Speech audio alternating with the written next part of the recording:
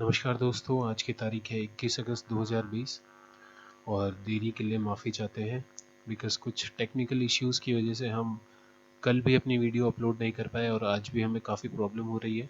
But still हमने सोचा कि आज कैसे भी करके एक वीडियो अपलोड की जाएगी एंड ये जल्दी से हम इस प्रॉब्लम को शॉर्ट आउट करने का ट्राई कर रहे हैं। होपफुली ये प्रॉब्लम जल्द ही सॉल्व हो जाएगी। आज की वीडियो थोड़ा छोटी होने वाली है तो आखिरी तक देखिएगा। आज की जो इम्पोर्टेंट न्यूज़ है उसमें हम बात करेंगे स्वच्छ सर्वेक्षण रिपोर्ट की जो 2020 की अभी आई है रिसेंटली। नमत बसाई क्या चीज़ है उसके बारे में बात करेंगे। पैटा एंड FIAPO इसके बारे में बात करेंगे, दो ऑर्गेनाइजेशंस हैं। और प्रोजेक्ट कौन कौन से चल रहे हैं इंडिया एंड बांग्लादेश के बीच एंड कुछ छोटी मोटी न्यूज़ें और।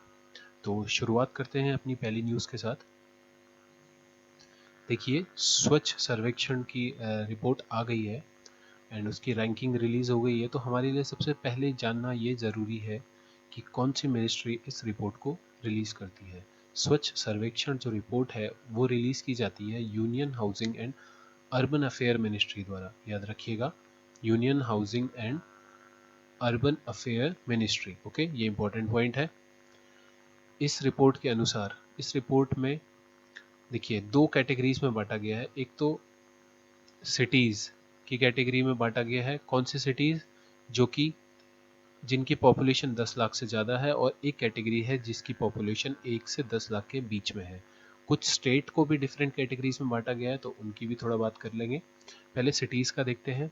देखिए, सिटीज़ की रैंकिंग में इंदौर सबसे नंबर 1 पे है, फर्स्ट पे है, यानी क्लीनेस्ट सिटी का अवार्ड पिछले 4 साल से इंदौर लेता आ रहा है और इंदौर को फिर मिला है।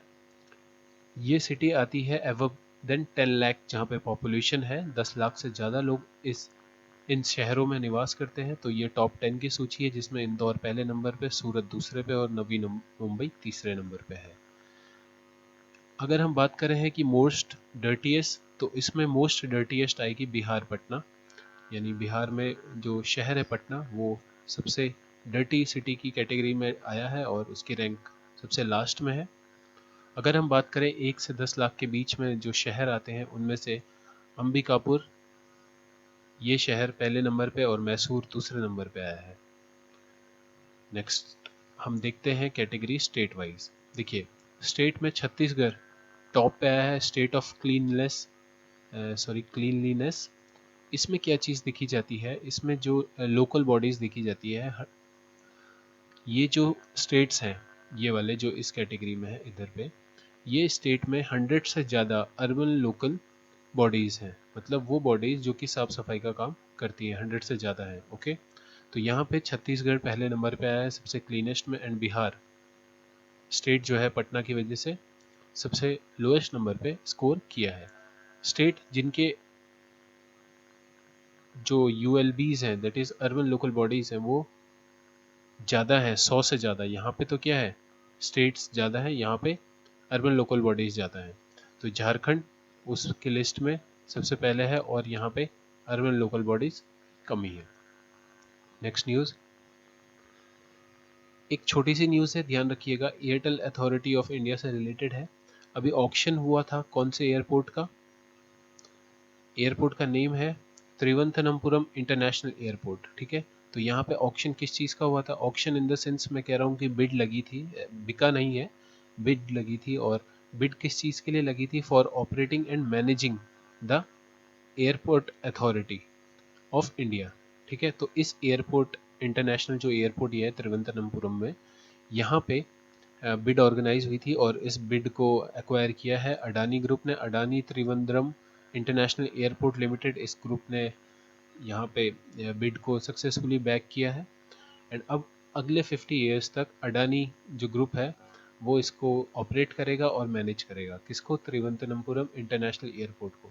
यहाँ पे बिड केरला स्टेट गवर्नमेंट के द्वारा भी लगाई गई थी, Kerala state industrial development corporation, but उनकी बिड थोड़ा कम थी जिस वजह से अडानी ग्रुप इंटरप्राइजेस ने ये बिड जीत ली थी। नेक्स्ट न्यूज़, एक ये इमेज आई है और इसमें एक स्कीम, एक प्रोग्राम और कुछ लैंग्वेज का जिक्र हुआ है, तो उनके बारे में जान लेते हैं। देखिए, इस न्यूज़ में एक प्रोग्राम का बात हुई है और हम वो देखना है कि वो प्रोग्राम कहाँ चलता है। तो प्रोग्राम का नाम है नमत बसाई। ठीक है। ये केरला गवर्नमेंट का एक यूनिक प्रोग्राम है जिसके अंदर जो ट्राइबल चिल्ड्रंस हैं उनको उनकी मदर टंग में पढ़ाया जाएगा। ओके, ये अभी कुछ टाइम पहले ही रिलीज हुआ है, याद रखिएगा। केरला गवर्नमेंट का है नमत बसाई। नमत बसाई का मैं आपको मीनिंग बता देता हूँ। इसका मतलब होता है हमारी भाषा। ये देखिए, ये कौन सी लैंग्वेज में होता है? इरूला भाषा में। इरूला जो लैंग्वेज है केरला में स्पोकन है, वहाँ पे इस वर्ड का मतलब होता है, नमत बसाई का मतलब होता है हमारी भाषा। तो ये जो इमेज है इसके अंदर देखिए, इरूला ट्राइबल लैंग्वेज में एक क्लास ऑफर की जा रही है। तो इस प्रोग्राम के अंदर 3 लैंग्वेज में क्लासेस दी जा रही हैं। अट्टापड़ी जो जगह है केरला में, वहाँ पे ये 3 जनजातीय भाषाओं में कक्षाएं दी जा रही हैं। इसमें से जो इरूला भाषा है, जिसमें इसका नेम ही रखा है नमक बसाई, सबसे ज़्यादा बच्चे इसी भाषा के हैं। एंड दूसरी भाषा है मुडका, एंड तीसरी भाषा है कुरुम्बा। ओके, तो 3 भाषाओं में अभी ये पढ़ाई की जा रही है और ये काफ़ी अच्छा एक इनिशिएटिव है बाय केरला गवर्नमेंट। और केरला का भी कौन सा वाला पार्ट देखिए, समग्र शिक्षा केरला का जो प्रोग्राम है उसके अंतर्गत ये आता है, समग्र शिक्षा केरला। ओके, तो ये चीज़ याद रखिएगा। ऑनलाइन एजुकेशन दी जा रही है, ये हमें ध्यान रखना है। देखिए, इरूला भाषा की अगर हम बात करें तो वो एक द्रविडन लैंग्वेज है जो कि कहाँ बोली जाती है? इरूलाज में बोली जाती है, नीलगिरी माउंटेन्स के एरियाज में जो रहते हैं, तमिलनाडु एंड कर्नाटक में। कुरुम्बा की अगर हम बात करें तो वो इसको कन्नड़ कुरुम्बा के नाम से भी जाते हैं, और ये भी एक सदर्न द्रविडियन लैंग्वेज है जो कि तमिल कडन सब ग्रुप बोलता है। ठीक है, इसको कन्नड़ का डायलेक्ट भी कई बार कंसिडर किया जाता है। तीसरी लैंग्वेज है मुदुका, तो ये भी इधर की ही लैंग्वेज है और इसमें भी क्लासेस दी जा रही है। आगे बढ़ते हैं। अरुणाचल प्रदेश फिर से न्यूज़ में है। ये हमने 14 अगस्त को, ये 14 अगस्त की अगर आप वीडियो देखेंगे तो उसमें आपको थोड़ा डिस्क्रिप्टिव वे में ये चीज़ मिल जाएगी, डिस्क्राइब्ड है अच्छे से। यहाँ पे भी छोटा सा डिस्क्राइब कर देते हैं, न्यूज़ दोबारा से आई है। अरुणाचल के जो ग्रुप्स हैं वो खुद को 6th स्केड्यूल के अंदर आने की बात कर रहे हैं, स्टेटस चाहते हैं 6th स्केड्यूल का। तो हमें ये देख लेते हैं कि 6th स्केड्यूल क्या चीज़ है, हमारे एग्जाम पॉइंट ऑफ व्यू से तो यही इंपॉर्टेंट है। 6th से पहले बात करते हैं 5th की, थोड़ा छोटे में डिस्क्राइब करते हैं। देखिए, 5th जो स्केड्यूल है वो आता है आर्टिकल 244 के अंदर। 6th स्केड्यूल जो है वो भी 244 के अंदर आता है, दोनों चीज़ें ध्यान रखिएगा। 5th स्केड्यूल किससे डील करता है? 5th स्केड्यूल बात करता है जो स्केड्यूल्स एरिया है और जो स्केड्यूल ट्राइब्स हैं उनसे रिलेटेड प्रोविजन की बात करता है 5th स्केड्यूल। ओके, आर्टिकल जो 244 है वो किसकी बात करता है? वो बात करता है जो schedule area and tribal areas है उसके अंदर एडमिनिस्ट्रेशन कैसा रहेगा, उससे बात करता है आर्टिकल 244। ओके, तो आर्टिकल 244 रिलेटेड है tribal areas and schedule areas से। 5th स्केड्यूल रिलेटेड है किससे? यहाँ पे एडमिनिस्ट्रेशन एंड कंट्रोल से of tribal areas and schedule tribe से। 5th स्केड्यूल के अंदर 10 स्टेट्स आते हैं। कौन कौन से हैं? आंध्र प्रदेश, तेलंगाना, छत्तीसगढ़, गुजरात, हिमाचल प्रदेश, झारखंड, मध्य प्रदेश, महाराष्ट्र, उड़ीसा एंड राजस्थान। देखिए, ये जो स्टेट्स हैं ये schedule tribe and schedule areas में आते हैं, बट इनको उतना स्पेशल प्रोविजन प्राप्त नहीं है जितना 6th स्केड्यूल के आने वाले स्टेट्स को है। तो हमें यही चीज़ एक यहाँ पे इंपॉर्टेंट है जो डिफरेंस क्रिएट करती है। 6th स्केड्यूल जो है वो डील करता है सिर्फ 4 स्टेट्स के अंदर, आसाम, मेघालय, त्रिपुरा एंड मिजोरम। ये 4 स्टेट के जो ट्राइबल एरियाज हैं, जो ट्राइबल ग्रुप्स हैं, वो आते हैं 6th स्केड्यूल के अंदर। और इनको क्या दी जाती है? एक स्पेशल राइट दिया जाता है, इनकी जो अपनी कम्युनिटीज़ हैं, यानी इंडिग्नियस जो कम्युनिटीज़ हैं इन 4 स्टेट्स की, आसाम, मेघालय, त्रिपुरा एंड मिजोरम की, इनको एक स्पेशल प्रोविज़न दिया जाता है अंडर 6th स्केड्यूल, जो चीज़ 5th स्केड्यूल के अंदर नहीं दी जाती है। ये चीज़ ध्यान रखिएगा। इन जो ये 10 स्टेट्स हैं 5th के अंदर आते हैं, इन्हें कोई स्पेशल प्रोविज़न नहीं है इनके जो इंडिग्नियस कम्युनिटीज़ हैं उनके लिए। तो इसीलिए अरुणाचल प्रदेश अपने को चाहता है कि वो हमें भी 6th स्केड्यूल के अंदर सम्मिलित कर दिया जाए, यानी जो ये 4 स्टेट है, आसाम, मेघालय, त्रिपुरा एंड मिजोरम, इनके साथ अरुणाचल भी खुद को लगाना चाहता है।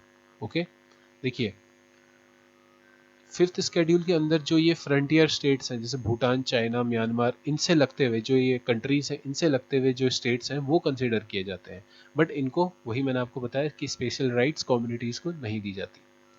Next news, India Bangladesh to monitor project.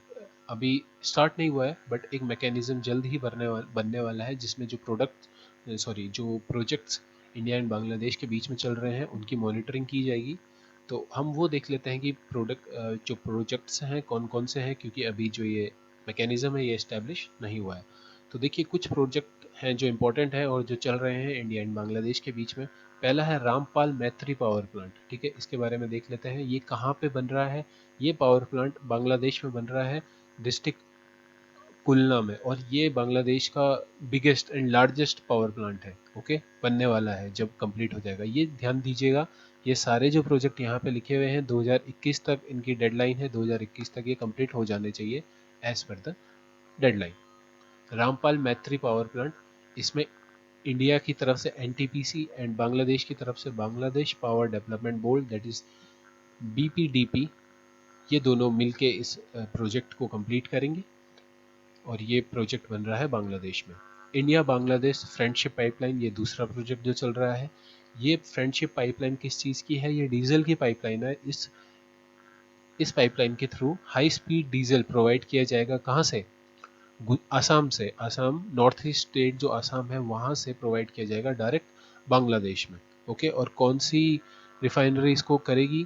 तो नुमालीगढ़ रिफाइनरी लिमिटेड। ये ज़्यादा इंपॉर्टेंट नहीं है, बस आसाम ध्यान रखिएगा, आसाम से कनेक्टेड है डायरेक्ट बांग्लादेश।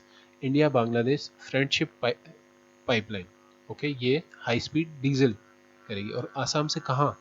देखिए, आसाम के थ्रू पाइपलाइन जाएगी। आसाम में जो ये चीज़ है मैंने आपको बताया, नुमालीगढ़ रिफाइनरी लिमिटेड, ये यहाँ से होते हुए जाएगी और कनेक्ट वेस्ट बंगाल एंड बांग्लादेश के दिंजापुर को करेगी। ओके, आसाम से जाएगी पाइपलाइन और वेस्ट बंगाल होते हुए दिंजापुर को कनेक्ट करेगी। रेल लिंक की बात करें, अखूरा से अगरतला के लिए रेल लिंक हो रही है। अगरतला इंडिया में, अखूरा बांग्लादेश में। चिलाहाटी बांग्लादेश में जो है, और हल्दी बारी जो वेस्ट बंगाल इंडिया में है, उन दोनों में रेल लिंक्स कनेक्ट हो रही हैं। ये दो जगह हैं। और जो ये रेल लाइन एक बिछ रही है कुलना एंड मोंगला के बीच में, ये दोनों शहर बांग्लादेश के हैं, तो इसमें भी इंडिया हेल्प कर रहा है। तो ये कुछ प्रोजेक्ट हैं, इनकी आप पीडीएफ आप डाउनलोड जब कर लें तो इन प्रोजेक्ट का या तो प्रिंट कर लें या इन्हें अच्छे से कहीं नोट कर लें, बिकॉज ये कुछ इंपॉर्टेंट प्रोजेक्ट हैं जो इंडिया एंड बांग्लादेश के बीच में चल रहे हैं। न्यू मैकेनिज्म जैसे ही लॉन्च होता है हम उसके बारे में भी बात करेंगे कि क्या उसकी कार्यप्रणाली होगी। Next news,